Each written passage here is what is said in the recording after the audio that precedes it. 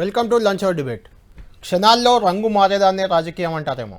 నిన్నటి మొన్నటి వరకు తెలంగాణ బిడ్డనంటూ తెలంగాణనే తన తుది శ్వాస వరకు ఇక్కడే రాజకీయం చేస్తానంటూ ప్రకటించిన వైఎస్ షర్మిల ఇప్పుడు తెలంగాణకు బై బై చెప్పేసి ఏపీకి జై కొట్టే సమయం వచ్చేసింది. ఎజెండాను పూర్తిగా మార్చేయబోతున్నారు వైఎస్ఆర్ టీపీ పార్టీ అధ్యక్షురాలు షర్మిల.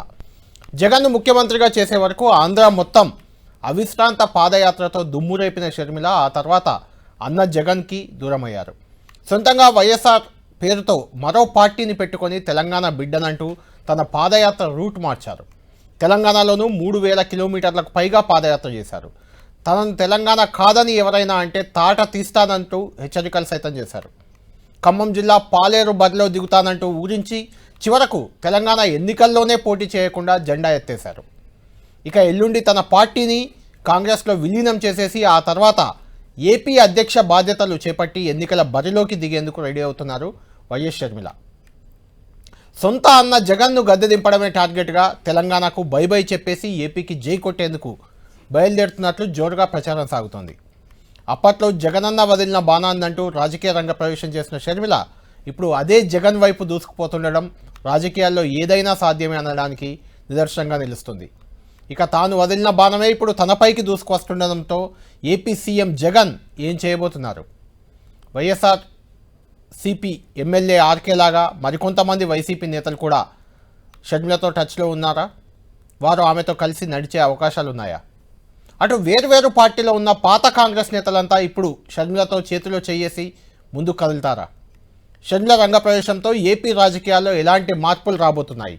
ఇదే అంశంపై ప్రొఫెసర్ నాగేశ్వర్ గారితో మాట్లాడదాం. దానికంటే ముందు వైఎస్ఆర్ టీపీని తెలంగాణలో స్థాపించిన తర్వాత షర్మిల ఏమన్నారు? ఆ రోజు వైఎస్ఆర్ టీపీ ఆవిర్భావం తర్వాత షర్మిల మాట్లాడింది ఏంటి? ఆమె ఇంటెన్షన్ ఏమని చెప్పారు? పార్టీ ఎందుకు ప్రారంభించాలని చెప్పారు? ఆమె ఏం మాట్లాడారో ఒకసారి చూద్దాం. నేను ముమ్మాటికి తెలంగాణ బిడ్డనే. ఇక్కడి గాలి పీల్చుకున్నా, ఈ గడ్డ నీళ్లు తాగా, ఈ గడ్డ మీద పెరిగా, ఈ గడ్డ మీద చదువుకున్నా. ఈ గడ్డంటే నాకు ప్రేమ లేకుండా ఎలా ఉంటుంది? ఈ గడ్డ మీదే నా కొడుకును కన్నా, ఈ గడ్డ మీదే నా కూతుర్ని కూడా కన్నా, ఈ గడ్డ మీదే బ్రతికే. ఈ గడ్డ రుణం తీర్చుకోవాలనుకోవడం తప్ప,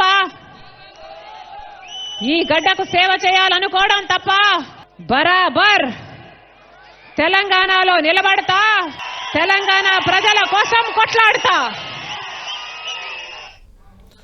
రైట్. తెలంగాణలో వైఎస్ఆర్ టీపీ పార్టీని స్థాపించిన సందర్భంగా షర్మిల మాట్లాడిన మాటలు చూసాం. తెలంగాణ కోసం పోట్లాడతా, తెలంగాణ కోసం కొట్లాడతా, తెలంగాణ పైనే ఉంటా, తెలంగాణ గడ్డ తనదంటూ ఆమె ధీమాగా చెప్పారు. ఇప్పుడు మాత్రం తెలంగాణకు బై బై చెప్పి ఏపీకి జై కొట్టేందుకు బయలుదేరి వెళ్తున్నారు. దీనికి సంబంధించి నాగేశ్వర్ గారితో మాట్లాడదాం. మనకు అందుబాటులో ఉన్నారు.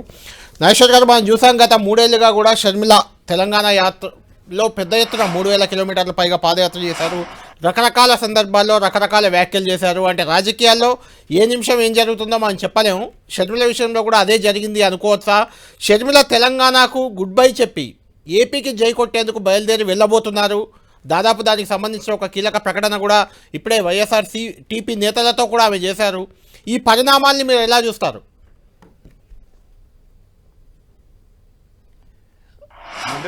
ఆమెకు మొదటి నుంచి రాజకీయాలు ఇష్టం, అందులో అనుమానం లేదు.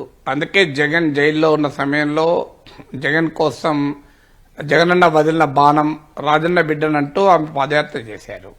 కానీ ఆ తర్వాత కారణాలు ఏదైనా వైఎస్ఆర్ కాంగ్రెస్ పార్టీ రాజకీయ ప్రస్థానంలో షర్మిలకు స్థానం లేకుండా పోయింది.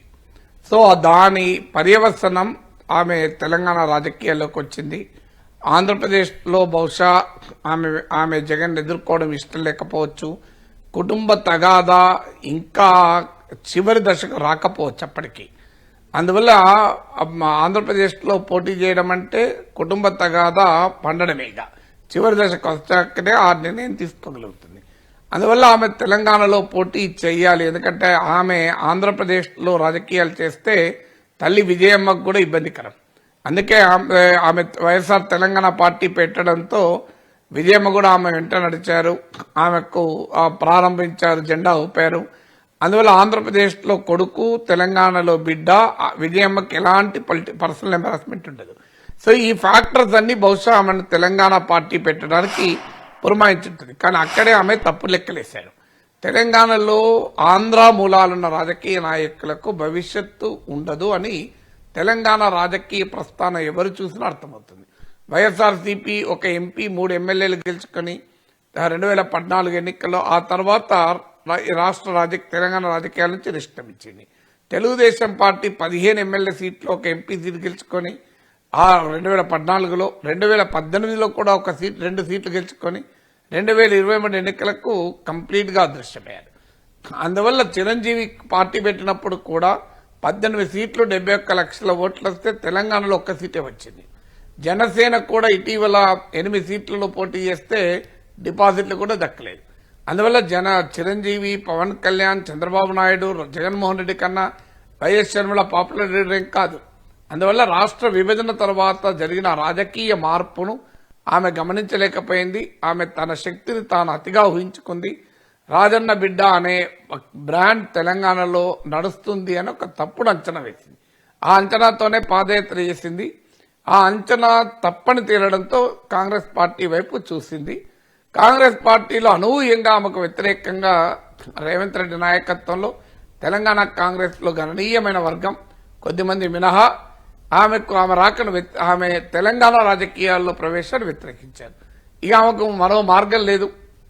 ఆమె రాజకీయాల్లో కొనసాగాలంటే ఆమె ఆంధ్రప్రదేశ్ రాజకీయాల్లో పరిమితం కావాలి. ఇప్పటికీ కూడా ఖమ్మం లోక్సభ నుంచి పోటీ చేయాలని, ఏఐసిసి జనరల్ సెక్రటరీగా ఉంటూ 2 రాష్ట్రాల్లో తిరిగే అవకాశం ఉండాలని ఆమె కోరుకుంటోంది. కానీ కాంగ్రెస్ అధిష్టానం కూడా బహుశా అభ్యంతరం ఉండకపోవచ్చు. నాగేశ్వర్ గారు ఇక్కడ ఒక పాయింట్ మీరు చెప్పిన ప్రకారమే తెలంగాణ కాంగ్రెస్ చాలా క్లియర్ గా అందుకు వ్యతిరేకంగా ఉంది. మీరు చెప్పిన ప్రకారమే తెలంగాణలో రాజకీయం చేద్దామని వచ్చారు, అసాధ్యం కాలేదు అంటే ఏపీ మూలాలు ఉన్న వారికి ఇక్కడ వర్కౌట్ కాదు అనేది అర్థమైపోయింది. ఈ నేపథ్యంలో మళ్ళీ కాంగ్రెస్లో చేరి మళ్ళీ తెలంగాణలో పోటీ చేయమని కొంతమంది నాయకులు కార్యకర్తలు అడుగుతున్నారు. ఆమె కూడా జాతీయ స్థాయిలో ఒక పదవి తీసుకొని ఏపీ తెలంగాణ 2 రాష్ట్రాల్లో తన ఉనికి ఉండాలి, తన ప్రభావం ఉండాలనే ప్రయత్నం జరుగుతుంది. అది అయ్యే పనేనా అసలు? అది వర్కౌట్ అవుతుందా? అంటే అది ఆమె కావాలని కోరుకోవచ్చు. ఎందుకంటే ఆంధ్రప్రదేశ్కే పరిమితమైతే ఒకటి ప్రాబ్లం, జగన్మోహన్ రెడ్డి పైన పోరాటానికే పరిమితం కావాలి. ఒక విస్తృత రాజకీయ వేదిక పైన పనిచేయడం సాధ్యం కాదు. 2, ఆంధ్రప్రదేశ్లో కాంగ్రెస్ 1% ఓటింగ్ లేదు. ఆంధ్రప్రదేశ్ కాంగ్రెస్ లేపాల్సిన పెద్ద పని ఆమె మీద పడుతుంది. 3, ఆమె పార్లమెంటుకు ఆంధ్రప్రదేశ్లో ఎక్కడి నుంచి గెలవడము, అసెంబ్లీకి ఎక్కడి నుంచి గెలవడం కూడా అంత సులభం కాదు విడిగా పోటీ చేస్తే. సో ఇక్కడ ఆంధ్ర తెలంగాణ 2 ఉంటే తెలంగాణ నుంచి ఆమె ఖమ్మం నుంచి లోక్సభకు పోటీ చేయాలని కోరికగా ఉంది. లేదు, రాజ్యసభకు కూడా అవకాశం ఉంటుంది, ఇప్పుడు కాకపోయినా నెక్స్ట్ టర్మ్ ఎప్పుడో ఒకసారి. అందువల్ల తెలంగాణ కోరుకోవడం అనేది ఆమె రాజకీయ ప్రయోజనాల రీత్యా ఉపయోగం అని ఆమె అనుకోవచ్చు. అదే కాకుండా ఎంబరాస్మెంట్ కూడా ఉంటుంది. ఇప్పుడు మీరే ఇంట్రొడక్షన్ లో చెప్పారు. సో ఆమె బయట కూడా వినిపించారు. ఇప్పుడు ఊరుకుంటారా? ఇప్పుడు వైఎస్ఆర్ కాంగ్రెస్ పార్టీ షర్మిల బయటలన్నీ కూడా పెద్ద ఎత్తున ప్రజల్లో పెడుతుంది. చూడు, నేను ముమ్మాటికి తెలంగాణ బిడ్డనే, బరాబర్ తెలంగాణ ప్రయోజనాల కొరకు ఆంధ్రప్రదేశ్ తో కూడా పోరాడతానన్నారు. ఇంకా మీరు ఆ బయట వేయలేదు, అన్నతో కూడా పోరాటానికి రెడీ తెలంగాణ ప్రయోజనాల కన్నా. ఇప్పుడు ఇవన్నీ కూడా అక్కడ మళ్లీ ప్లే అవుతాయి. అందువల్ల కాంగ్రెస్ పార్టీ జాతీయ పార్టీ కనుక నేను జాతీయ రాజకీయాల్లో చేరాను అనే భావన ఇవ్వటానికి కూడా ఉపయోగపడుతుంది. కానీ ఆమె కోరుకున్నట్టు తెలంగాణ కాంగ్రెస్ లో ముఖ్యంగా రేవంత్ రెడ్డి అందుకు అంగీకరించేలా కనబడడం లేదు. ముఖ్యమంత్రి కాకముందే అంగీకరించలేదు, అధిష్టానం ఆయన మాట విన్నది. ముఖ్యమంత్రి అయినాక అంగీకరిస్తుందా? ఇంకొకటి, రేవంత్ రెడ్డి ఒక్కడే కాదు, తెలంగాణ కాంగ్రెస్ లో ఇతరులు కూడా ఆమె రాక పట్ల వ్యతిరేకత వ్యక్తం చేశారు. కొద్దిమంది రాజశేఖర రెడ్డితో ఆ రోజుల్లో సాన్నిహిత్యం ఉన్న నేతలు, తెలంగాణ సెంటిమెంటు, షర్మిల సీమాంధ్ర మూలాలు, నష్టం చేయని ఖమ్మం జిల్లా నాయకులు, బట్టి విక్రమార్క, కొంగులేటి శ్రీనివాసరెడ్డి లాంటి వాళ్ళు అభ్యంతరం చెప్పకపోవచ్చు, కోమటిరెడ్డి వెంకరెడ్డి లాంటి వాళ్ళు అభ్యంతరం చెప్పకపోవచ్చు. కానీ మిగతా కాంగ్రెస్ నాయకులు అంగీకరించరు. ఇప్పుడు ఆల్రెడీ 2018లో చంద్రబాబు నాయుడుతో కలిసి మహాకూటమి అనుభవాలున్నాయి. ఇవన్నీ వచ్చాక తెలంగాణలో రాగరాక వచ్చిన అధికారాన్ని షర్మిల కోసం ఇబ్బందులు పెట్టుకోరు కదా. అందువల్ల తెలంగాణ నాయకత్వం అంత సులభంగా అంగీకరించే అధిష్టానంగా ఫోర్స్ చేస్తే తప్ప. అందువల్ల ఆమె ఆంధ్రప్రదేశ్ రాజకీయాలతో పాటు తెలంగాణ ఆమె కోరుకోవడంలో అర్థం ఉంది. ఆమె ప్రయోజనాలు ఉండొచ్చు, కానీ కాంగ్రెస్ పార్టీ ప్రయోజనాలు లేవు. కాంగ్రెస్ పార్టీ ప్రయోజనాల కోసం చూస్తే ఆమె ఆంధ్రప్రదేశ్లోనే రాజకీయం చేయాలి. ఆమె ప్రయోజనాల రీత్యా చూస్తే ఆమె 2 రాష్ట్రాల్లో కలిసి రాజకీయం చేయాలి. అంటే నాగేశ్వర్ గారు ఆమె తెలంగాణలో రాజకీయ పార్టీ 3 ఏళ్ల క్రితం పెట్టినప్పుడే 2021లో పెట్టిన సందర్భంగానే చాలా చర్చలు వచ్చాయి. అంటే జగన్కి షర్మిలకి మధ్య గ్యాప్ వచ్చింది, ఆస్తి తగాదాలని, కుటుంబ వ్యవహారాలని, ఆ కారణంగానే ఏపీ నుంచి తెలంగాణకు వచ్చి పార్టీ పెట్టారని ఇలాంటి ప్రచారం చాలా పెద్ద ఎత్తున జరిగింది. ఇప్పుడు జగన్ వదిలిన బాణాన్నంటూ గతంలో ఆయన సీఎం అయ్యే వరకు ప్రచారం చేశారు, ఏపీలో పాదయాత్ర చేశారు. ఇప్పుడు ఆయన పైకే అంటే జగన్ వదిలిన బాణం ఇప్పుడు జగన్ వైపే వెళ్తుంది. మరి కాంగ్రెస్ పార్టీ జగన్ పార్టీకి నష్టం చేశాడు, కాంగ్రెస్ను చీల్చాడు అనే ఒక కోపంతో షర్మిలను పార్టీలో చేర్చుకొని ఇప్పుడు జగన్ పైకే వదలడం వల్ల ఏపీలో రాజకీయ పరిణామాలు ఎలా ఉంటాయి? అదేవిధంగా వీళ్ళ కుటుంబం, వైఎస్ కుటుంబం అంటే ఒక ఇమేజ్ ఉంది.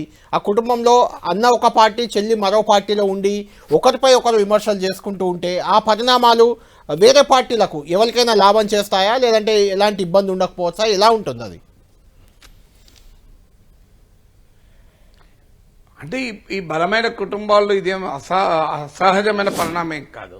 మీరు కరుణానిధి కుటుంబంలో కూడా అన్నదమ్ములు వేరే వేరే పార్టీలు ఉన్నారు. లాలూ కుటుంబంలో కూడా తేజస్వి యాదవ్కు ఆయన కొడుకు మధ్య, ఆయన బ్రదర్కు మధ్య డిఫరెన్సెస్ ఉన్నాయి. మీరు ఠాక్రే, బాల్ ఠాక్రే కుటుంబంలో కూడా ఉద్దవ్ ఠాక్రే, రాజ్ ఠాక్రేల మధ్య విభేదాలు ఉన్నాయి. ఉత్తరప్రదేశ్లో ములాయం కుటుంబంలో అఖిలేష్ యాదవ్, శివపాల్ యాదవ్ మధ్య ఉంది. ములాయం ఇంకో కోడలైన అపర్ణ యాదవ్ బీజేపీలో కూడా చేరారు. సో ఈ రకంగా ఇప్పుడు మీకు ఇన్ని ఫ్యామిలీస్, ఎన్టీ రామారావు కుటుంబంలో బీజేపీ రాష్ట్ర అధ్యక్షురాలుగానే ఉన్నారు. సోనియా గాంధీ, మేనకా గాంధీ, రాహుల్, వరుణ్ గాంధీలే వేరు వేరు పార్టీలు ఉన్నారు. సో అందువల్ల ఇది ఇప్పుడు దేశవ్యాప్తంగా ఇప్పుడు ఇన్ని కుటుంబాలు మనకు ఇమీడియట్ గా గుర్తొచ్చిన చెప్పాను. అందువల్ల ఇదేమి భారత రాజకీయాల్లో మొదటిసారి కాదు, చివరిసారి కాదు ఈ రకమైనటువంటి కుటుంబ తగాదాలు ఉండడం అనేది. అందువల్ల అల్టిమేట్ గా ఇద్దరికీ ఆ లెగసీ ఉండదు. మీరు చరిత్ర అంతా చూస్తే మీకు ఇందిరాగాంధీ లెగసీ రాహుల్ గాంధీకి ఉపయోగపడ్డది, మనేకా గాంధీకి ఉపయోగపడలేదు, వరుణ్ కు ఉపయోగపడలేదు. ములాయం లెగసీ అఖిలేష్ కి ఉపయోగపడ్డది, ఎన్టీఆర్ లెగసీ చంద్రబాబు నాయుడుకి ఉపయోగపడ్డది, కరుణానిధి లెగసీ స్టాలిన్ కి ఉపయోగపడ్డది, మీరు లాలూ లెగసీ తేజస్వికి ఉపయోగపడ్డది. మీరు హిస్టరీ చూస్తే ఎక్కడా కూడా లెగసీ డివైడ్ అయింది లేదు మనకి ఇప్పటి వరకు అయితే. అందువల్ల ఇది ఒకవేళ ఆంధ్రప్రదేశ్ లో కూడా లెగసీ డివైడ్ అయితే ఇది మొదటిసారి చరిత్ర సృష్టించినట్టే అవుతుంది.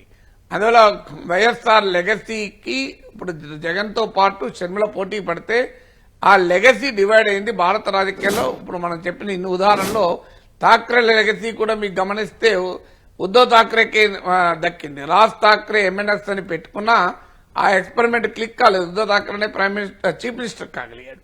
సో అందువల్ల దేశవ్యాప్తంగా కూడా ఈ లెగసీ అనేది ఒక్కరికి ఉపయోగపడుతుంది అనేది మనకి ఇంత హిస్టరీ కనబడుతుంది. అందువల్ల ఆంధ్రప్రదేశ్ లో మరో పరీక్షకు ఈ లెగసీ పాలిటిక్స్ నిలబడాల్సి ఉంటుంది.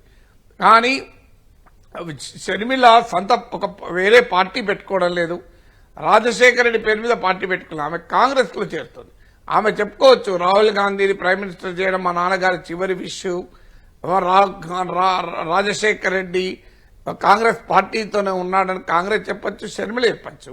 కానీ మనందరికీ తెలుసు రాజశేఖర రెడ్డి కుటుంబానికి కాంగ్రెస్ పార్టీ నాయకత్వానికి మధ్య ఏర్పడ్డ గ్యాప్, అది రాజశేఖర రెడ్డి మరణానంతరం జరిగిన పరిణామాలని మనకు తెలుసు. అందువల్ల ఇప్పుడు కాంగ్రెస్ పార్టీ వైపు నుంచి ఒక ప్రయత్నం జరుగుతుంది. జగన్మోహన్ రెడ్డి తీసుకెళ్లిన రాజశేఖర రెడ్డి లెగసీని సొంతం చేసుకోవడానికి షర్మిల అందుకు సహకరిస్తుంది. కాంగ్రెస్ వైపు నుంచి క్లారిటీ ఉంది.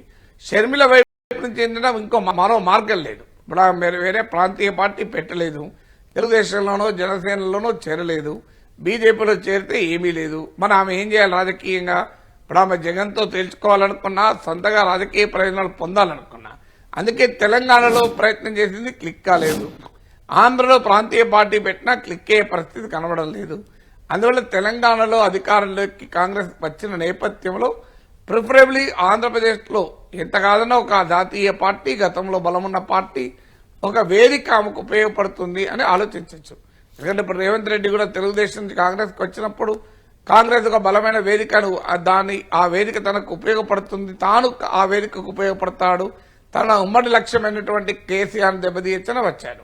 సో అలా వైఎస్ షర్మిల కూడా ఆంధ్రప్రదేశ్ లో ఎంటర్ అవుతోంది. ఇక ఆమె ప్రభావం ఎలా ఉంటుంది అన్నది, ఆమె విడిగా పోటీ చేస్తుందా, ఆమె టీడీపీతో కలుస్తుందా, ప్రతిపక్షాలని ఏకమైతాయా, కాంగ్రెస్ పార్టీ ఏ రకమైన ఎంత మేరకు పుంజుకుంటుంది, ఎవరి ఓట్లు తీసుకుంటుంది, రాజశేఖర రెడ్డి అనుకూల ఓటు తీసుకుంటుందా, జగన్ వ్యతిరేక ఓటు తీసుకుంటుందా, ఆమె జగన్ పై చేసే విమర్శలు ప్రజలు ఏ రకంగా రిసీవ్ చేసుకుంటారు, ఏమైనా కుటుంబ తగాదాలు కూడా రాజకీయాల్లోకి వచ్చేస్తాయా, వ్యక్తిగత విషయాలు కూడా వస్తాయా, ఇవన్నీ ఫ్యాక్టర్స్ పై ఆధారపడి. అంటే నాగేశ్వర్ గారు షర్మిల తెలంగాణలో పార్టీ పెట్టినా లేదంటే ఇప్పుడు ఏపీలో కాంగ్రెస్ అధ్యక్షురాలు అవుతారా లేకుంటే ఏపీ కాంగ్రెస్కి ఎలా ఒక లీడర్గా అయితే ఉంటారు కాబట్టి అలా ఉన్నా దీని వెనుక ప్రధాన కారణం ఏంటి అంటే మనం ఏమనుకోవాలి? ఆమెకు రాజకీయంగా ఆమెకున్న ఇంట్రెస్ట్ని కారణంగా చూడాలా లేదంటే కుటుంబంలో వచ్చిన విభేదాలతో తానేంటో చూపించాలి జగన్ కనే ఒక అలాంటి పట్టుదలగా దీన్ని ఏమైనా చూడాలా? ఎలా చూడాలి అసలు? ఆమెకు రాజకీయాలంటే ఇంట్రెస్ట్ అనేది క్లియర్. ఆ రాజకీయాలని ఇంట్రెస్ట్లో ఆమెకు జగన్ వైఎస్ఆర్ కాంగ్రెస్ పార్టీలో ఆ అవకాశం ఆమెకు రాలేదు, జగన్ ఇవ్వలేదు. జగన్ కు షర్మిలకు మట్ల ఆ రకమైన అవగాహన కుదరలేదు. సో ఆమెకు రాజకీయాల ఇంట్రెస్ట్ లేకపోతే అన్ని కిలోమీటర్లు పాదయాత్ర జగన్ జైల్లో ఉన్నప్పుడు చేసింది, ఈమె మొన్న రీసెంట్ కూడా చేసింది కదా. ఫిజికల్ గా పాదయాత్ర చేయడం అనేది మామూలు విషయం కాదు కదా. అందువల్ల ఆమెకు రాజకీయాల ఆసక్తి ఉన్న మాట నిజం. ఆమె రాజకీయ ఆకాంక్షలకు వైఎస్ఆర్ కాంగ్రెస్ లో చోటు లేదన్నది నిజం. అది జగన్ ఇవ్వలేదా లేదా ఈమెకు జగన్ మధ్య విభేదాలు ఏమన్నా చోటు లేదన్నది నిజం. ఈ చోటు లేకుండా చేసింది ఎవరు అన్నప్పుడు జగన్ అనేది అనివార్యంగా వస్తుంది. అందువల్ల ఆర్థిక తగాదాలు ఉండొచ్చు, ఆస్తి తగాదాలు ఉండొచ్చు, రాజకీయ విభేదాలు కూడా ఉండొచ్చు. వైఎస్ఆర్ కాంగ్రెస్ వైఎస్ఆర్ టీపీ ఇప్పటికీ ఇంకా ఆ పార్టీ ఉంది కనుక షర్మిల అనుకూల వర్గాలు చెప్పేది ఏంటంటే ఈవెన్ జగన్ ఎక్కడి దాకా వెళ్ళాడంటే సెక్యూరిటీ కూడా తీసేశాడు. ఇప్పుడు ఆమెకు ఆంధ్రప్రదేశ్ పోలీస్ సెక్యూరిటీ ఉంది. చీఫ్ మినిస్టర్ ఫ్యామిలీలో భాగంగా 4 గన్మెన్లు ఉంటే ఆ గన్మెన్లను కూడా అప్పుడు తగ్గించేస్తుంటే తల్లి విజయమ్మ ఇంటర్వ్యూన్ అయి ఆ పని చేయకరా అని చెప్పితే అప్పుడు రెస్టోర్ చేస్తున్నారు. అక్కడి దాకా కూడా షర్మిలను ఇబ్బంది పెడుతున్నారని షర్మిల అనుకూల వర్గాలు చెప్తున్న కథనం. నేను ఇండిపెండెంట్ గా మనకు తెలియదు, జగన్ ఆ వర్గాన్ని నేను ఎవరిని వెరిఫై చేయలేదు. కానీ వైఎస్ షర్మిల వర్గం చెప్తున్నటువంటి అంశం ఏ స్థాయికి జగన్ వెళ్తున్నాడో అంటే ఈవెన్ గన్మెన్లను కూడా తీసే సెక్యూరిటీ కూడా తగ్గిస్తున్నాడు. సో అలాంటి విమర్శలు కూడా ఆ షర్మిల శిబిరం నుంచి వస్తోంది. ఇవన్నీ బహిరంగంగా ఆమె ఏం చెప్తుంది? కాంగ్రెస్ పార్టీలో చేరిన తర్వాత జగన్మోహన్ రెడ్డికి వ్యతిరేకంగా రాజకీయ పరమైన భాషలోనే మాట్లాడుతుందా? కుటుంబ తగాదాలు రాజకీయాలు కూడా మేళమిప్పున్నాయి. ఇప్పుడు వివేకానంద రెడ్డి హత్య కావచ్చు, ఇతర అంశాలకు కావచ్చు, రాజశేఖర రెడ్డి లెగసీకి సంబంధించిన అంశాలకు కావచ్చు, ఇవన్నీ కూడా కుటుంబ తగాదాల కుటుంబ అంశాలే కావచ్చు. కానీ అవి ఫ్యామిలీ ఇష్యూస్ ఇంటర్వోవెన్ విత్ పాలిటిక్స్ తో అవినాభావ సంబంధం కలిగినాయి. ఆ విషయాలపైన ఆమె ఏమైనా స్పందిస్తారా? స్పందించినప్పుడు వైఎస్ఆర్ కాంగ్రెస్ ఏ రకంగా రియాక్ట్ అవుతుంది? ఇప్పటివరకు షర్మిల పట్ల చాలా గౌరవంగా వైఎస్ఆర్ కాంగ్రెస్ నేతలు రియాక్ట్ అయ్యారు. రేపు అది ఉండదు కదా. ఒకసారి రాజకీయాల్లో విమర్శించుకోవడం మొదలైతే అన్ని ఎవరిది వాళ్ళు బురద చల్లుకోవడమే ఉంటుంది. సో వాళ్ళు ఎలా రియాక్ట్ అవుతారు అనేది ఒక సీరియస్ క్వశ్చన్స్ గా మాత్రం మిగిలినాయి. ఈలోగా వైఎస్ఆర్ కాంగ్రెస్ లో టికెట్ రాని వాళ్ళు, జగన్ నాయకత్వం పట్ల అసంతృప్తి ఉన్న వాళ్ళకి మాత్రం ఒక వేదిక దొరికింది. టీడీపీ జనసేనలో చేరితే అక్కడ ఆడ వేకెన్సీ ఉండాలి. అక్కడితో పోలిస్తే షర్మిల నాయకత్వం కాంగ్రెస్ లో అన్ని వేకెన్సీలే. దాంతో పాటు కల్చరల్ కంపాటబిలిటీ ఉంటుంది, రీజనింగ్ కూడా ఉంటుంది. మేము రాజశేఖర రెడ్డి అభిమానులం, జగన్ కోసం కాదు కదా, రాజశేఖర రెడ్డి కోసం ఇప్పుడు రాజన్న బిడ్డను నాయకత్వంలో వెళ్తున్నాం అని చెప్పుకునే అవకాశం ఉంటుంది. ఇప్పుడు ఆల రామకృష్ణారెడ్డి అందులో ముందు వరుసలో నిలబడ్డాడు కదా. అవును. అయితే నాగేశ్వర్ గారు, అందరూ నాయకుల విషయం సరే, రాజశేఖర రెడ్డి మీద అభిమానంతో కాంగ్రెస్ పాత కాపులంతా వస్తారని, వైసీపీలో టికెట్ రాని వాళ్ళు వస్తారని మీరు చెప్పేదాన్ని బట్టి అలాంటి కొన్ని జరగచ్చు. అయితే ఇక్కడ ఇంట్రెస్టింగ్ ఫ్యాక్టర్ ఏంటంటే నేను షర్మిల వెంట ఉంటాను అనే రకమైన ఇండికేషన్ తెలంగాణలో పార్టీ పెట్టినప్పుడు విజయమ్మ గారు ఇచ్చారు. షర్మిలతో కలిసి పోలీసులను కొట్టినంత పనిచేసి ధర్నాలు ఆందోళనలు కూడా చేశారు విజయమ్మ గారు కూడా ఇక్కడ. ఇప్పుడు ఏపీలోకి వెళ్ళినప్పుడు విజయమ్మ గారి రోల్ ఎలా ఉండబోతుంది? వైసీపీ వైపు ఉంటారా లేదంటే కాంగ్రెస్ వైపు ఉంటారా? ఎందుకంటే మీరు అన్నట్టు రాహుల్ గాంధీని పీఎం చేయాలనేది రాజశేఖర రెడ్డి ఆశయం అని చెప్తారు. చెప్పినప్పుడు మరి ఆ ఆశయ సాధన కోసం షర్మిల కాంగ్రెస్లో చేరుతున్నారు కాబట్టి విజయమ్మ షర్మిల వెంట నడుస్తారా లేకుంటే రాజకీయాలకు అవి దూరం అవుతారా? ఎలా ఉండబోతుంది అనుకుంటున్నారు మీరు? అంటే రాహుల్ గాంధీని పీఎం చేయాలి, అందుకొరకు ఒకవేళ ఆమె కాంగ్రెస్ కు మద్దతు ఇవ్వాలని నిర్ణయించుకుంటే, షర్మిలతో ఉండాలనుకుంటే రాహుల్ గాంధీని పీఎం చేయాలి అనే అంశం చెప్పవచ్చు. కానీ నిర్ణయించేది అది కాదు. నిర్ణయించేది కొడుకు వైపు ఉంటావా బిడ్డ వైపు ఉంటావా. తల్లిగా విజయమ్మకు డెఫినెట్ గా చాలా సంక్లిష్టమైన అంశమే ఏ తల్లికైనా. సో ఆ షర్మిల వర్గం వాళ్ళు చెప్పేది ఏంటంటే ఆ పరిస్థితి కనుక వస్తే అనివార్యమైతే ఆమె బిడ్డతోనే ఉంటారు అనే ఇండికేషన్ షర్మిల వర్గం చెప్తున్నారు. మన మీడియాతో కూడా అనఫీషియల్ గా ఆఫ్ ద రికార్డు కూడా వాళ్ళు చెప్తున్న అంశం. కానీ అది జగన్ వర్గం మాత్రం లేదు, ఆమె జగన్ కు అన్యాయం చేయదని వాళ్ళు చెప్తున్నారు. కానీ ఇప్పటి వరకు పరిణామాలు చూసినప్పుడు ఆమె వైఎస్ఆర్ కాంగ్రెస్ గౌరవ అధ్యక్ష పదవికి రాజీనామా చేశారు. షర్మిల కోసం ఇక్కడ రాజశేఖర రెడ్డి జయంతి రోజు వర్ధంతి రోజు మీటింగ్ కూడా పెట్టారు. షర్మిల పార్టీ కార్యకలాపాలు ఆమె ప్రత్యక్షంగా పాల్గొన్నారు. ఒక దశలో వైఎస్ఆర్ టీపీ తెలంగాణలో పోటీ చేస్తుందని చర్చ వచ్చినప్పుడు పాలేరా మిలాల్ కూడా వచ్చినప్పుడు షర్మిలతో పాటు విజయమ్మ కూడా పోటీ చేస్తారని కూడా వార్తలు వచ్చాయి. సో అందువల్ల ఆమె తెలంగాణ రాజకీయాలకు షర్మిల పరిమితమైతే షర్మిలతోనే ఉంటుంది అనేది క్లియర్. కానీ ఇప్పుడు ఆంధ్రప్రదేశ్లో ఎంటర్ అయినప్పుడు ఆమె ఏం చేయాలి? ఒకటి పాసిబిలిటీ ఏంటంటే ఆమె తటస్థంగా ఉండిపోవచ్చు, ఎందుకంటే పర్సనల్ గా తల్లిగా ఇబ్బంది కాదు. జగన్ కు బిడ్డకు అన్యాయం జరిగిందని భావిస్తే కొడుకు పైన ఆ మేరకు ఆమె భావన ఉంటే బిడ్డ వైపు ఉండే అవకాశం ఉంటుంది. అవి ఆ కుటుంబంలో ఉండే విభేదాల తీవ్రతను బట్టి ఆ విభేదాల లోతుదనాన్ని బట్టి డిసైడ్ అవుతాయి. బట్ డెఫినెట్ గా ఆమెకు మాత్రం వ్యక్తిగతంగా ఇలాంటి పరిణామాలు రావాలని ఏ తల్లి కోరుకోదు. వస్తే మాత్రం కొంత ఇబ్బందికరంగానే ఉంటుంది నేను తీసుకోవడం. నాగేశ్వర్ గారు, షర్మిలను ప్రధానంగా ఆంధ్రప్రదేశ్ కాంగ్రెస్ కమిటీ అధ్యక్షురాలిగా చేసి కడప నుంచి లోక్సభ బరిలో దింపాలనే ఒక ప్రతిపాదన ఒకటి వచ్చింది అని ఒక చర్చ జరుగుతుంది. ఇక్కడ ఉన్న నాయకులు తెలంగాణను వదిలేసి ఎలా వెళ్తారు, మీరు ఇక్కడే ఉండాలి, ఇక్కడే పోటీ చేయాలి, ఖమ్మమో చేవెళ్లనో లేదంటే నల్గొండ ఇలాంటి ప్రాంతాల్లో పోటీ చేయాలని ఇక్కడున్న నాయకులు కోరుతున్న పరిస్థితి. అంటే కాంగ్రెస్ పార్టీ ఏం చేసే అవకాశం ఉంది? కాంగ్రెస్ పార్టీ ఏ నిర్ణయం తీసుకున్నా కట్టుబడి ఉండాల్సిన అనివార్యత ఇప్పుడు షర్మిలపై ఉంటుంది ఆ పార్టీలో చేరాక. అంటే అనివార్యత ఏముండదు, ముందే మాట్లాడుకుంటారు కదా. మీకు తెలియదా నాకు తెలియదు. ఇవన్నీ ప్యాకేజీలు అని వేరే వాళ్ళు అనొచ్చు, లేదా హామీలని వీళ్ళు అనొచ్చు. బట్ ఏదైనా ఇలాంటివి ముందే మాట్లాడుకుంటారు. ఏమీ మాట్లాడకుండా చేరరు. మనకు చెప్పేటప్పుడు చెప్తారు ఏమైనా కానీ మాట్లాడుకుంటారు. అంటే ఏది జరిగే అవకాశం ఉంది? బహుశా ముందుగానే ఏదో ఒక అవగాహన అంటారు.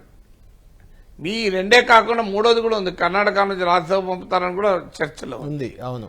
సో ఆమె సహజంగా ప్రత్యక్ష రాజకీయాలే కోరుకుంటారు. ఇలాంటి రాజకీయ యాక్టివ్ పొలిటీషియన్స్ ఎవరు కూడా ఈ ఎగో సభలు కోరుకోరు. వాళ్ళు నాగేశ్వర్ లాగా ఎగో సభలకు పోవాలని ఆశించరు. ఎందుకంటే వారికి ప్రత్యక్ష రాజకీయాలు ఆసక్తిగా ఉంటాయి.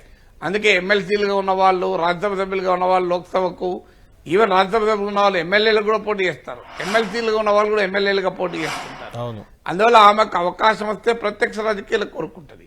ప్రత్యక్ష రాజకీయాలు కోరుకున్నప్పుడు సేఫ్ సీట్ ఖమ్మం అవుతుంది. ఎందుకంటే ఖమ్మంలో కాంగ్రెస్ పార్టీ అభ్యర్థి అయితే కలుముసుకుని గెలిచిపోతుంది. అందులో 2014లో కూడా వైఎస్ఆర్ కాంగ్రెస్ గెలిచిన సీట్ ఇది. పొంగులేటి శ్రీనివాసరెడ్డితో షర్మిల కుటుంబానికి, రాజశేఖర రెడ్డి కుటుంబానికి సాన్నిహిత్యం కూడా ఉంది. అందువల్ల ఆంధ్ర బార్డర్లో ఉంది. తెలంగాణ సెంటిమెంటు ఆ మేరకు ప్రభావం చూపదు. సో ఇలాంటి ఫ్యాక్టర్స్ అన్ని కూడా అక్కడ ఉన్న వామపక్షాలతో కూడా అండర్స్టాండింగ్ ఉంది. అందువల్ల ఆమె ఛాన్స్ వస్తే తప్పనిసరిగా ఖమ్మం కోరుకుంటుంది. కానీ ఖమ్మం గ్యారంటీగా కాంగ్రెస్ గెలిచే సీటు, షర్మిల అవసరం లేదు, ఎవరు పోటీ చేసినా గెలిచే సీటు. అలాంటి సీటును ఆమె మరి వదులుకుంటుందా ఆమె? ఎందుకంటే సిపిఐ కూడా ప్రకటించారు, నారాయణ గారు కూడా, మేము కూడా 2 రాష్ట్రాల్లో ఒక్కొక్క సీటు పోటీ చేస్తామని. అందువల్ల కాంగ్రెస్ పార్టీ ఎవరికి ఇచ్చేది కూడా అనుమానమే. ఆ పార్టీయే పోటీ చేస్తాం. అయితే నాగేశ్వర్ గారు, షర్మిల ఖమ్మంలో పోటీ చేయాలని అనుకున్నా, ఖమ్మంలో పోటీ చేయాలని అనుకున్నా, తెలంగాణలో షర్మిల రావడం వల్ల ఏపీ బేస్డ్ పొలిటీషియన్గా రాజశేఖర రెడ్డి తనయురాలిగా ఇక్కడికి వస్తే ఇబ్బంది, తెలంగాణలో నష్టం జరుగుతున్నాయి కదా. రేవంత్ రెడ్డి లాంటి వాళ్ళు అభ్యంతరం చెప్పారు, ఆమెకు ఒక సీటు కూడా ఇవ్వలేదు, పోటీయే చేయలేదు గత ఎన్నికల్లో, తెలంగాణ ఎన్నికల్లో. దానివల్లే అడ్వాంటేజ్ అయింది. షర్మిల పార్టీలో చేరితే ఖచ్చితంగా నష్టం జరిగేది అనే చర్చ ఉంది. ఈ నేపథ్యంలో ఖమ్మంలో పోటీ చేయనిస్తారా షర్మిలని? ఒప్పుకుంటారా?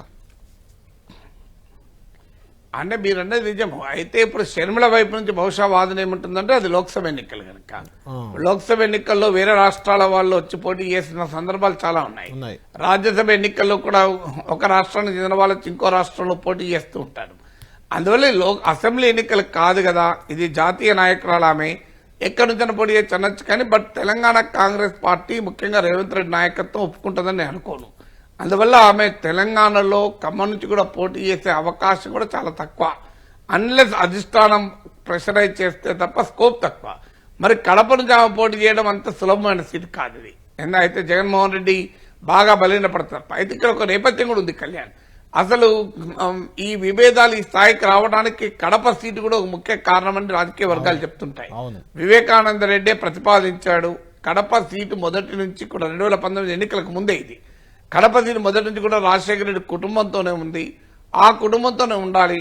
నా మీద నాకు ఇవి సీటు, నన్ను కాదంటే మీ అమ్మని పెట్టు, కాదంటే మీ చెల్లిని పెట్టు, కానీ బయట వాళ్ళకి ఇవ్వద్దు అని వివేకానంద రెడ్డి ప్రతిపాదించాడని, అందుకు అంగీకరించకుండా భారతి తరఫున బంధువు అయినటువంటి ఆ వ్యక్తికి ఈ సీటు ఇచ్చారని ఇవన్నీ కూడా రాజకీయ వర్గాల్లో చెప్పుకుంటూ ఉంటారు.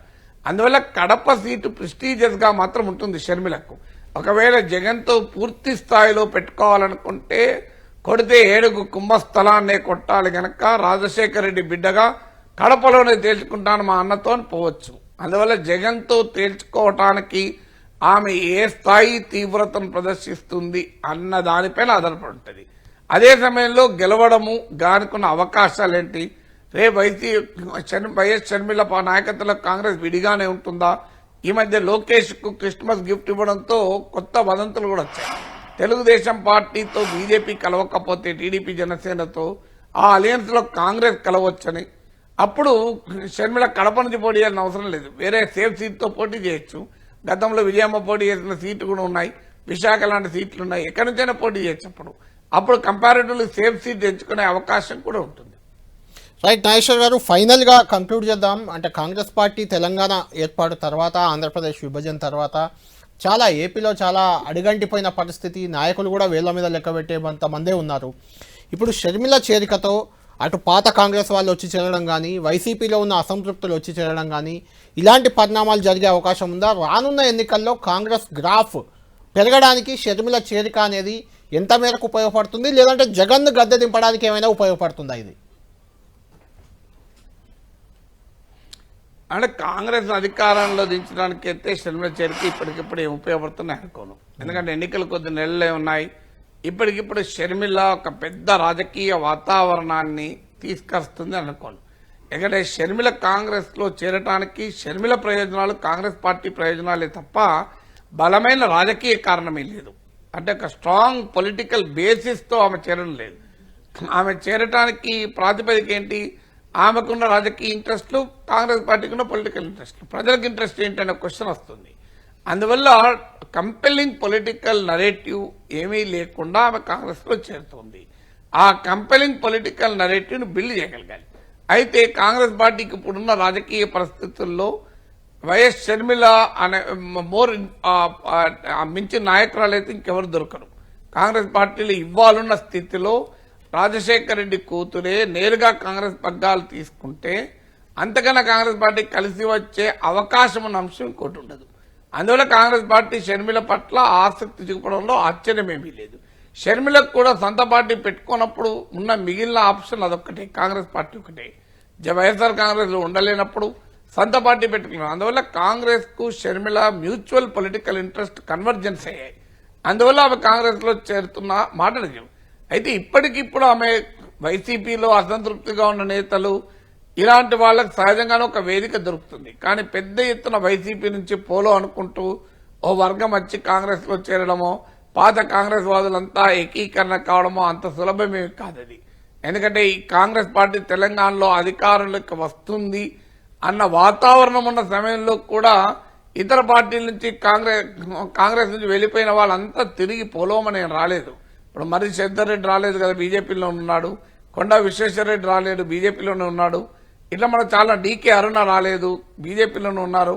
సో రాజగోపాల్ రెడ్డి, వివేక్, విజయశాంతి లాంటి వాళ్ళు వచ్చినా రాని వాళ్ళు కూడా గణనీయమైన సంఖ్యలో ఉన్నారు.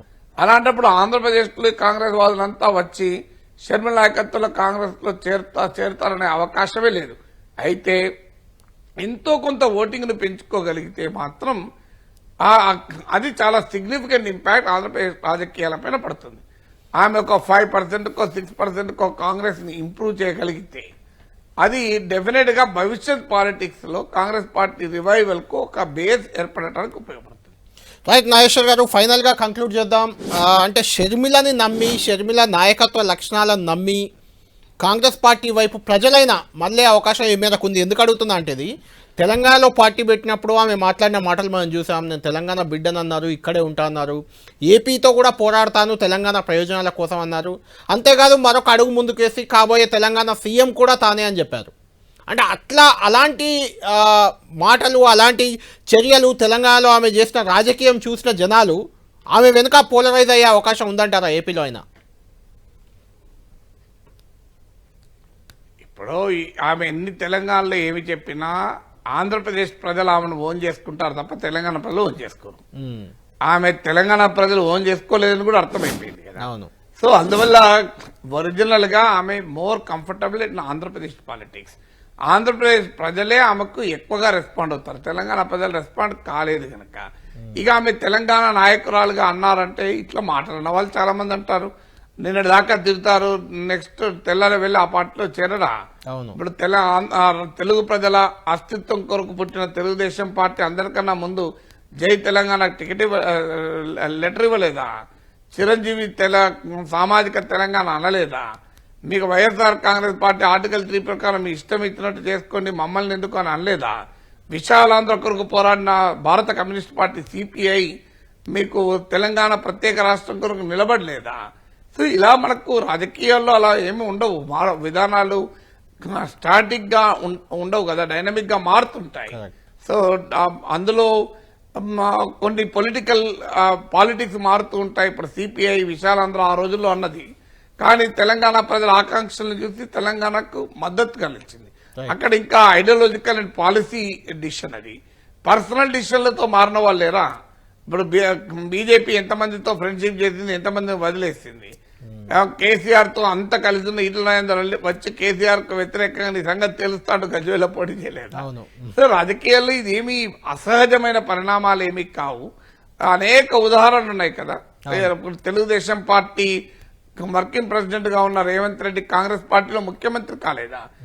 జనతాదళ్ సెక్యులర్ లో ఉన్న సిద్దరామయ్య కర్ణాటకలో కాంగ్రెస్ ముఖ్యమంత్రి కాలేదా? కాంగ్రెస్ నాయకుడిని హేమంత్ బిశ్వాస్ శర్మ అస్సాంలో బీజేపీకి ముఖ్యమంత్రి కాలేదా? అందువల్ల రాజకీయాల్లో ఇలాంటి పరిణామాలు ఏమి అసహజం కాదు. నాయకులు దాన్ని ఫీల్ గారు, ప్రజలు కూడా ఫీల్ అవుతారని అనుకోను. రైట్. థ్యాంక్ యూ నాగేశ్వర్ గారు.